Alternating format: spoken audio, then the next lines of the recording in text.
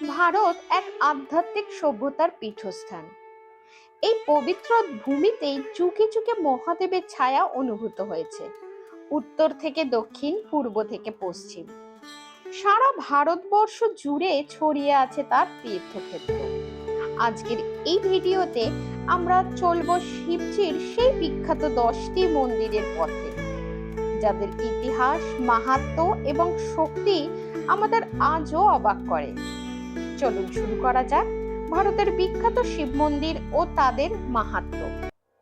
কেদারনাথ, উত্তরাখণ্ড। হিমালয়ের কোলে অবস্থিত এই জ্যোতির্লিঙ্গ, বিশ্বাস করা হয় এখানে মহাদেব আত্মগোপন করেছিলেন পাণ্ডবদের কাছ থেকে। কাশী বিশ্বনাথ, উত্তরপ্রদেশ। মোক্ষ লাভ পাওয়া যায় এই নগরীতে। এখানকার শিবলিঙ্গ চিরন্তন বলে বিবেচিত। সোমনাথ, গুজরাট। এই শিব মন্দির বারবার ধ্বংস হলেও আবার গড়ে উঠেছে। একে বলা হয় পুনর্জন্মের প্রতীক। ভীমশঙ্কর, মহারাষ্ট্র। ঘন জঙ্গলের মাঝে এই শিবলিঙ্গ এক রহস্যময় পরিবেশ তৈরি করে। এখানে শিবজি রাক্ষস ত্রিপুরাসুরকে বধ করেন। মহাকালেশ্বর, মধ্যপ্রদেশ। এখানে শিবজি মহাকাল রূপে পূজিত হন, যিনি সময়েরও অধিপতি। ত্রম্বকেশ্বর, নাসিক, মহারাষ্ট্র। এখানে শিবজির 3টে চোখ, অর্থাৎ সৃষ্টিকর্তা, সংহারকারী ও রক্ষাকর্তার প্রতীক। অমরনাথ, কাশ্মীর।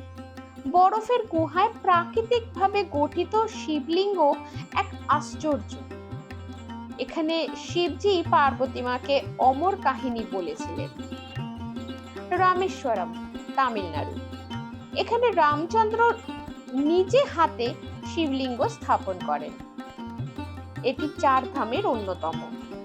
লিঙ্গরাজ, ভুবনেশ্বর, ওড়িশা। এটি একযোগে শৈব ও বৈষ্ণব ধর্মের মেলবন্ধন, যা এক বিরল দৃষ্টান্ত। তারকেশ্বর, পশ্চিমবঙ্গ। বাঙালির অগাধ বিশ্বাসের স্থান। প্রতিদিন হাজার হাজার ভক্ত এখানে শিব দর্শনে আসেন। এই ছিল ভারতের বিখ্যাত শিব মন্দিরগুলোর এক ঝলক, যাদের মধ্যে লুকিয়ে আছে হাজার বছরের ইতিহাস, সংস্কৃতি ও আধ্যাত্মিকতার সুর। আপনি যদি কখনো এই তীর্থগুলো দর্শন করে থাকেন, তাহলে কমেন্টে জানাবেন আপনাদের অভিজ্ঞতা। আর যদি এই ভিডিওটি ভালো লেগে থাকে, তাহলে লাইক করুন, বন্ধুদের সাথে শেয়ার করুন আর সাবস্ক্রাইব করতে ভুলবেন না। দেখা হবে পরের পর্বে। আর তার আগে হর হর মহাদেব।